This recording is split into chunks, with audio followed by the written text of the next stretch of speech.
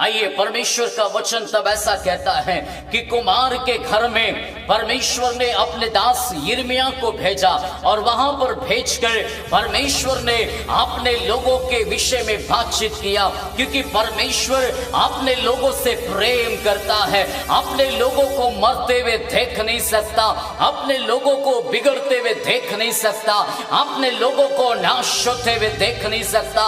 अगर परमेश्वर पछताया नहीं होता तो कभी वो यिर्मयाह के पास नहीं जाता और ना ही यिर्मयाह के पास जाकर ये बात को कभी वो बताता। लेकिन परमेश्वर को कहीं न कहीं अपने लोगों की फिक्र हुई, अपने लोगों की चिंता किया, अपने लोगों का फिक्र किया।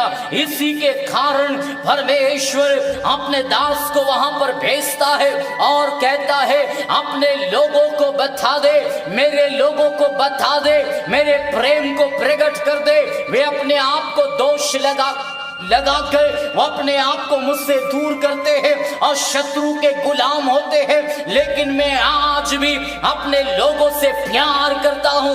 अपने लोगों के लिए मैंने अपनी जान तक दे दिया है, अपने पुत्र को यीशु मसीह को भेज दिया है। मेरे बहन, मेरी भाई, यदि आप बीमार हैं, यदि आप दुखी हैं, यदि आप कमजोर हैं, यदि आप कर्ज में हैं, यदि आप समस्याओं में हैं, तो चिंता मत करो। आपका जरूरत आपके जीवन में शत्रु परिस्थितियों में आपको नाश करना चाहता है, लेकिन आपका खुदा, आपका परमेश्वर आपको बचाना चाहता है, आपको जीवन देना चाहता है। इसलिए आपको चाहिए कि आप अपने परमेश्वर की ओर लौट कर आए, आप अपने परमेश्वर के पास आ जाएं। वो आपके जीवन का उद्धार है, आपके जीवन की वो आशीष है। आपके जीवन में अगर शत्रु ने आपके जीवन में बंधन को बांधा है तो वो तोड़ेगा, क्योंकि प्रभु ने आपको बुलाया है। बाइबल का परमेश्वर कहता है, इसलिए भविष्यवक्ता से बात किया और उससे कहा, उनको चिता दो, मेरे लोगों को चिता दो, मैं उनके आंसू को पोंछूंगा, मैं उनके दुखों को मिटा दूंगा, मैं उनके जीवन से प्यार करता हूं। वे मेरे हैं, वे मेरे लोग हैं, मैंने उनको बनाया है, उन पर मेरा अधिकार है। इसलिए परमेश्वर अपने लोगों से प्यार जताता है, लेकिन दुष्ट नहीं चाहता कि लोग प्रभु को आराधना करें, प्रभु से प्यार करें, प्रभु के साथ चले।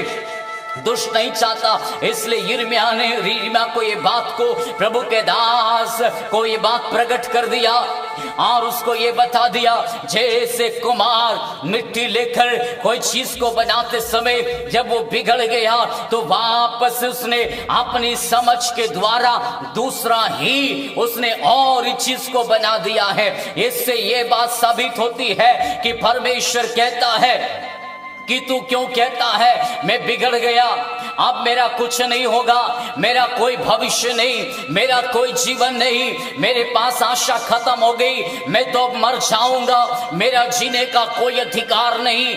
ऐसा सोचकर मेरे भाई आप टूटकर बिखर कर अपनी जिंदगी में अपने आप को अलग मत कर लेते। यदि आज भी आप मेरी ये बात यदि सुन रहा है तो मैं आपसे चुनौती देना चाहता हूं और आपको कहना चाहता हूं, लौट कर आओ। शत्रु आपको मारना चाहता है, लेकिन परमेश्वर आपके लिए जीवन लेकर आया है और अपने बाहें पसारे खड़ा है और आपको बुला रहा है।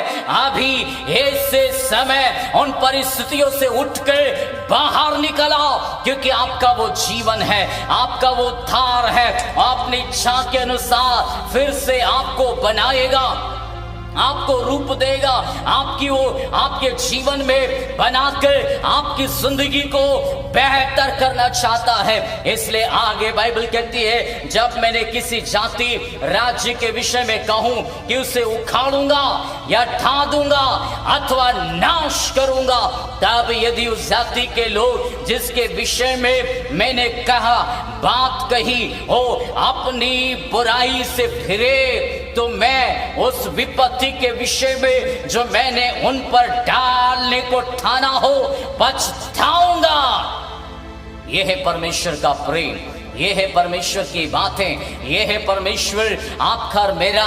वो कहता है यदि मेरे लोग, मेरे बुलाए हुए लोग यदि अपने जीवन की गलतियों से, बुराई से फिर आए, लौटाएं और अपने जीवन में वे गलतियों को मान ले और बुराई से फिर जाए, तो मैं उनके जीवन के अंदर में जो मैंने उनकी हानि को ठान लिया था, मैं अपने जीवन में उनको लेकर पछताऊंगा और मैं उनको कभी मारूंगा नहीं, वरन मैंने उनको जीवन में ऐसी हानि करने के लिए जो मैंने ठाना था, मैं अपने जीवन में पछताऊंगा।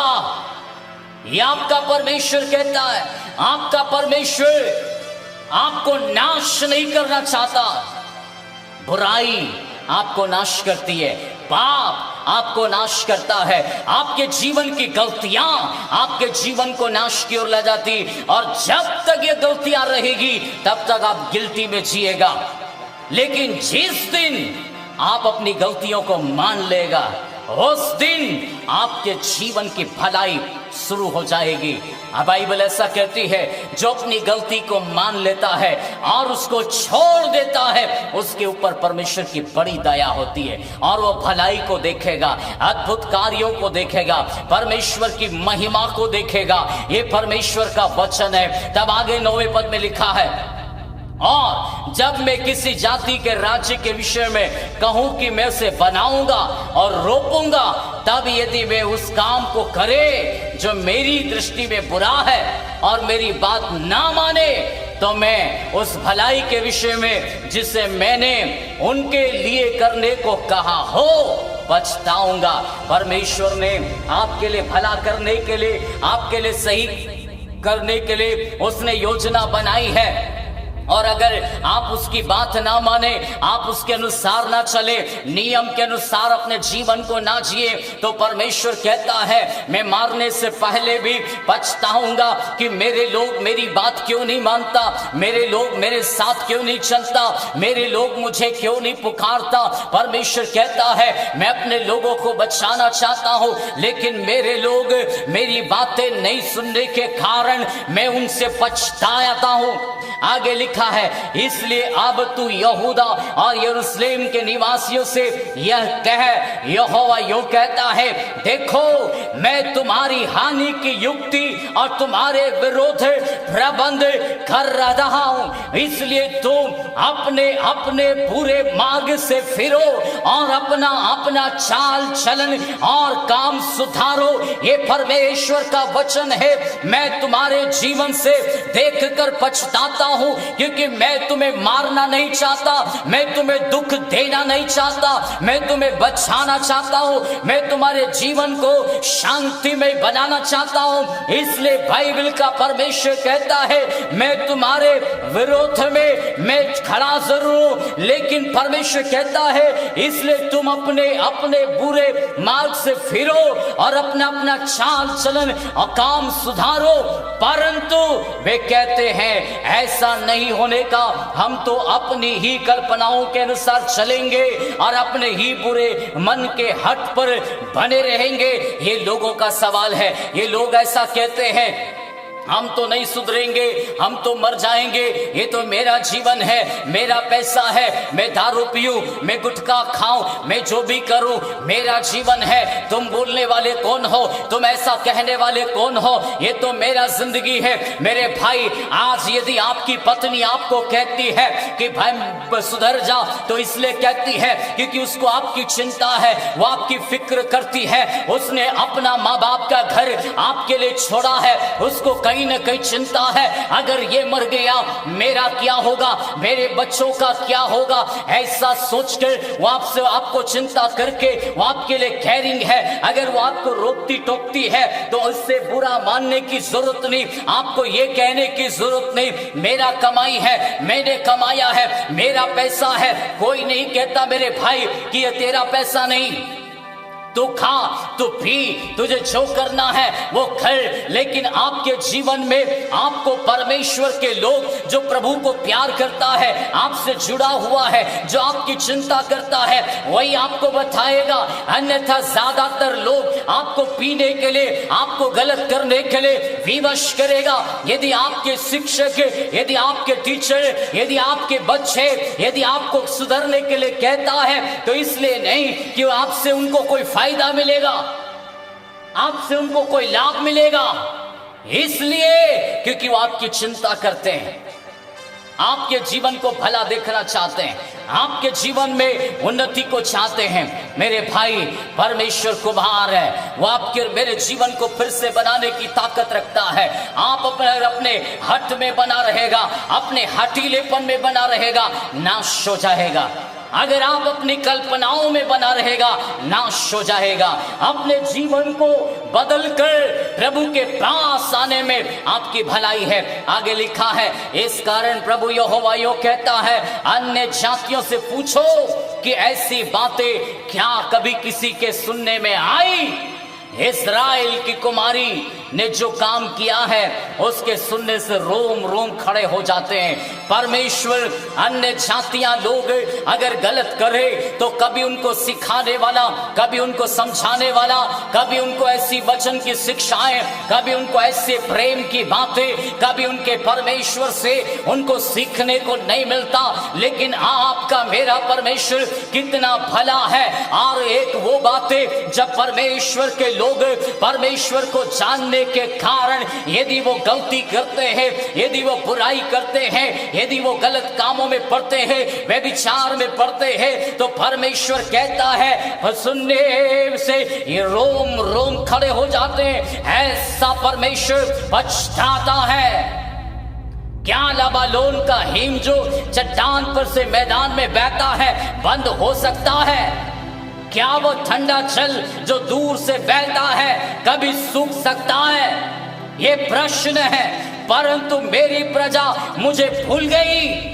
वे निकम्मी वस्तुओं के लिए धूप जलाते, उन्होंने अपने प्राचीन काल के मार्गों में ठोकर खाई, पाखंडियों और बेहद और मार्गों में भटक गए।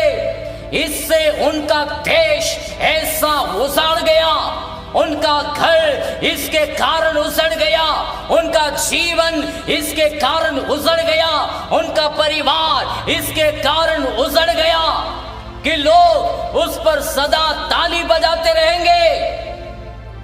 अगर आप परमेश्वर को जानने के बाद भी यदि आपके जीवन में आप मन ना फिराएं, आप अपनी जिंदगी में सही ना करें, आप अपने जीवन में सही मार्ग पर ना चले, तो बाइबल का परमेश्वर कहता है मैं ऐसा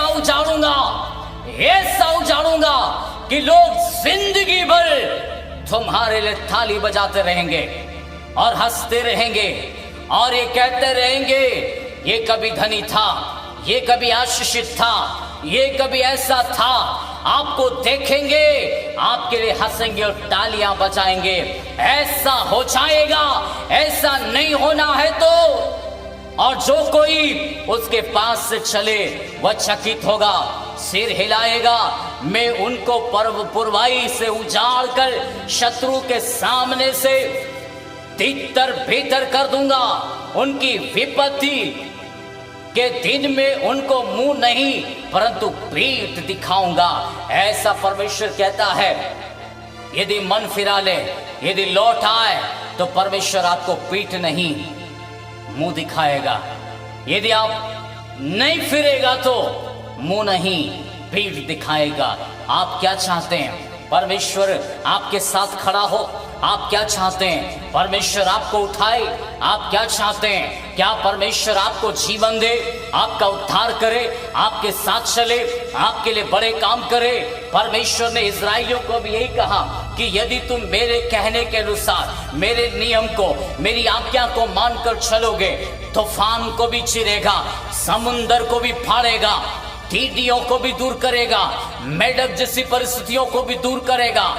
स्थल स्थल अपने लोगों को निकालेगा। यदि इस्राएलियों के समान यदि आप अपने जीवन में परमेश्वर की भलाई को यदि देखना है तो, परमेश्वर का मुंह देखना है तो, उसकी ताकत को देखना है तो लौटाओ। आपको बुला रहा है, आपको बुला रहा है, अपने हाथ को पसार कर बुला रहा है। बैठे मत रहो उस जगह पर, आपने पर दोष लगाकर बैठे मत रहो, लौटा। यदि आज मुझे आप सुन रहा है तो मैं आपसे कहना चाहता हूं, उस हालात में, उस परिस्थिति में बैठकर अपने जीवन को नाश मत करो, अपने जीवन में बुरे कदम को मत उठाओ, लेकिन एक बार अपने घुटने को टेक कर, अपने हाथों को स्वर्ग की ओर उठाकर एक बार कहकर तो देखो, यीशु मुझे माफ कर और मेरी गलती को क्षमा कर, और आज से आप मेरा पिता बन जाएं, आज से आप मेरा प्रभु बन जाएं। मेरे जीवन में मैं अपने जीवन में उद्धारकर्ता के रूप में ग्रहण करता हूं। एक बार समर्पित करके देख मेरे भाई, मेरी बहन, इस समय प्रभु आपको छुएगा, ऐसे समय प्रभु आपकी जिंदगी को बदल देगा और अद्भुत काम प्रभु आपके जीवन में करेगा, क्योंकि वो आपका प्रभु है, आपसे प्यार करता है। मरना नहीं मेरे भाई, नाश नहीं होना मेरे भाई, मेरे बहन। आपके जीवन में किसी ने धोखा दिया बोलकर अपने आप को अलग मत करो, किसी ने छोड़ दिया बोलकर अपने आप को अलग मत करो। मरने के लिए मत सोचो, इंसान ने छोड़ दिया, माँ बाप ने छोड़ दिया, आप हो सकता है अकेले बिगड़ गए, हो सकता आपके अपनों ने छोड़ दिया, दोस्तों ने छोड़ दिया, लेकिन एक है जो आपके लिए खड़ा है, इंतजार कर रहा है, आप आवाज देने का इंतजार कर रहा है। अभी आवाज लगाइए उसको, वो आपसे प्यार करता है। एक कदम बढ़ाइए, 10 कदम वो बढ़ाकर आपको अपने गले लगा लेगा, आपको अपने गला लगा लेगा। यस, वो आपका परमेश्वर है, वो आपका परमेश्वर है। मैं आपके लिए दुआ करना चाहता हूं, जो समर्पित कर रहे हैं उनके लिए मैं दुआ करना चाहता हूं। अपने हाथ को उठाइए। जीसस, हे परमेश्वर, जो लोग आज आपको समर्पित कर रहा अपना जीवन, मैं उनके लिए प्रार्थना करता हूं, इस समय उनके जीवन में उन पर दोष लगाने वाली आत्मा, उनको कमजोर निर्बल करने वाली आत्मा, उनके जीवन को आत्महत्या करने के लिए लेकर जाने वाली आत्मा, मैं तुझे आज्ञा देता हूं, यीशु के नाम में निकला।